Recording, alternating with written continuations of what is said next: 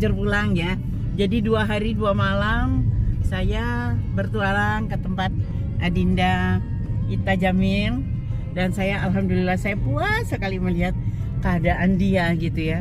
Kalau saya nggak datang mungkin saya nggak yakin gitu. Karena pemirsa ya, semenjak saya dengar dia mengolah batu gunung, kalau dia traktir saya tuh saya takut gitu. Saya nggak enak, saya takut dia terpaksa ya. Tapi setelah sekarang saya lihat, ya Allah, luar biasa ya, luar biasa. Benar-benar dia kayak Omnya Tuyul. Jadi ini sepagi ini aja tadi mau berangkat. Kita berangkat tadi jam berapa tah? Jam 7 ya dari situ. Jam 7 jam 8. Itu dia sudah ngantongin uang berapa? Sampai saya juga kecipratan ya pemirsa ya.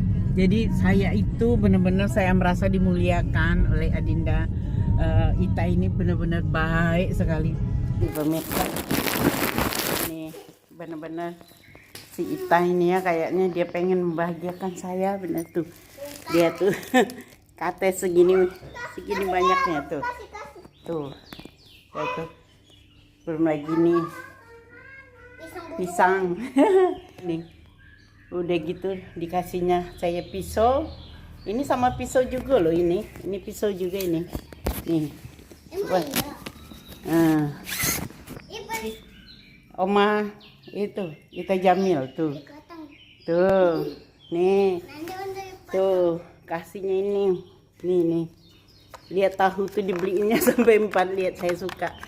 Tuh, lihat. Nah. Pisau. Aku juga mau pegang ini. Saya masalah dengan pisau. Nah, yang dikasih sama Ita. Tuh. 10 bungkus. Dia tahu saya suka pepes. Itu benar-benar deh. Makasih ya Dinda Ita, semoga rezekinya lancar ya. Selamat datang di channel Miswari Korean Center guys. Channel yang penuh dengan inspirasi dan motivasi. Oke guys, jangan lupa like, comment, and subscribe guys. Mbak Miss, makasih sudah punya kesempatan untuk berkunjung ke pondok saya. Jadi emang saya tuh sekarang lagi menjalani kehidupan tuh bersaja. Saya tinggal di hutan, Mbak Miss tahu sendiri yang adanya cuma pondok saya aja. Bahkan saya tuh karena udah merasa dekat dengan alam sana, mau saya tidur sendirian di situ pun saya udah nggak takut. Tapi karyawannya Terus kalau masalah banyak. apa yang saya lakukan hari ini, pemirsa juga harus tahu, saya tuh pernah pada kondisi terpuruk sekali, bahkan saya nggak punya uang. Dalam kondisi nggak punya uang, kadang saya pinjam uang temen, termasuk juga sama beliau ini. Tapi setiap saya mau pinjam, beliau nggak pernah mau ngasih pinjam. Beliau kasih aja gitu, karena dia tahu kondisi saya. Dan ke Mbak Miss ini berkali-kali setiap saya datang mau pinjam, beliau kasih. Dan alhamdulillah Sedikit ya, sih. iya sedikit, tapi untuk saat itu ya, saya mendapat uang 100.000 aja, rasanya saya dapat 1 miliar. Bayangkan. Nah, dan ini berkali-kali loh saya minta itu, berkali-kali, karena emang benar-benar lagi gak punya uang. Nah, jadi kadang-kadang ini juga menjadi chemistry tersendiri, menjadi ikatan batin tersendiri. Jadi saya tuh apa-apa aja kadang saya bisa jahit. Pertama kali yang saya hubungin Mbak, saya udah bisa jahit, mau nggak hasil jahitan saya? Terus apalah, dari yang kecil kadang yang terbesar. Yang pastinya beliau sangat baiklah sama saya, dan beliau ada terus dalam suka dan duka saya. Pahitnya hidup saya juga ada terus, nggak pernah dia ungkit, apalagi mau di-share ke medsos.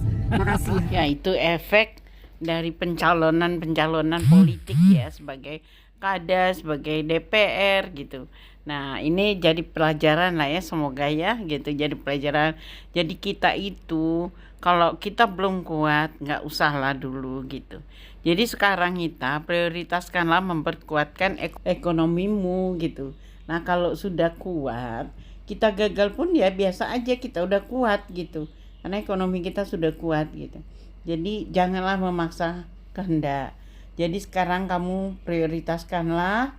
Nah, carilah uang sebanyak-banyaknya gitu.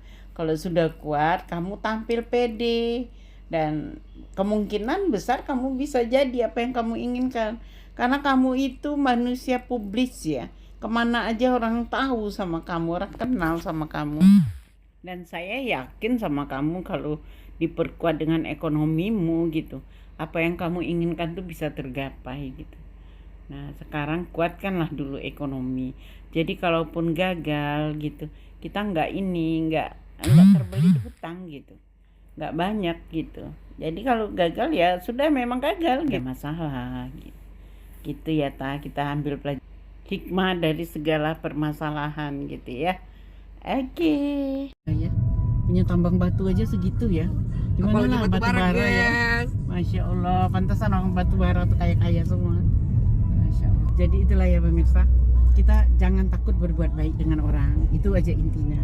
Walaupun orang tuh orang tuh nggak bisa bayar utang, kalau kita sudah tagih dia nggak bisa bayar utang, bukan berarti dia nggak mau bayar, bukan dia nggak mau bayar, tapi kondisinya gitu. Dan juga ada skala prioritas. Kalau misalnya saya untuk mengembangkan usaha saya masih ada modal ya, harus ada modal. Kita sekarang misalnya duit kita 10 juta, kita mau habiskan 10 juta ini untuk bayar hutang terus gitu ya, gimana? Jadinya yang bakal mencari uang nih nggak jalan karena nggak ada modalnya gitu. Jadi ya karena memang kondisinya tuh banyak ya, banyak tempat juga, jadi kan harus satu persatu, sedikit demi sedikit, tapi pasti selesai gitu, saya yakin itu gitu.